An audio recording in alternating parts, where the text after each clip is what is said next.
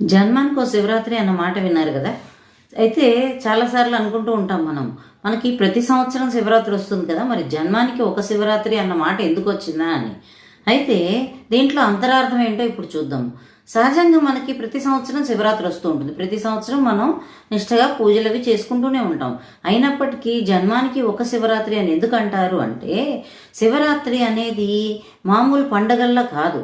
ఎందుకు అంటే శివరాత్రి అనేది ఆ రాత్రి కాలం ఏదైతే ఉంటుందో ఆ సమయంలో విశ్వశక్తి అంటే లేదా ప్రాణశక్తి అనుకోవచ్చు మనం, అది మనకి విశ్వంలో చాలా అధికంగా ఉంటుందన్నమాట.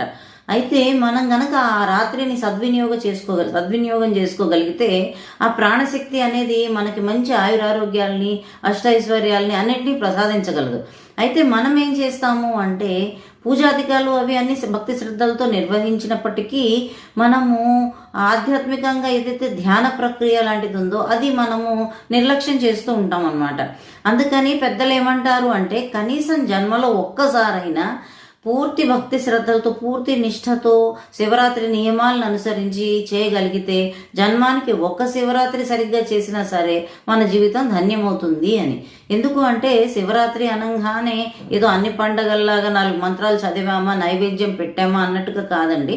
శివరాత్రి ధ్యానము జపము వీటికి చాలా ప్రత్యేకత ఉంది.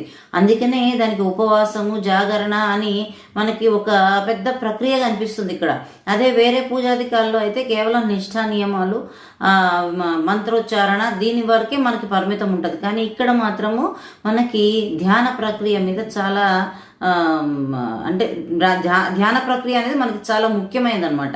కనుక జన్మానికి ఒక్క శివరాత్రి అయినా మనము దాన్ని కరెక్ట్గా అనుసరిస్తే ఆ తర్వాత మన జీవితమే సార్థకం అవుతుంది అని అందుకని ఆ మాట అంటూ ఉంటారనమాట పెద్దలు.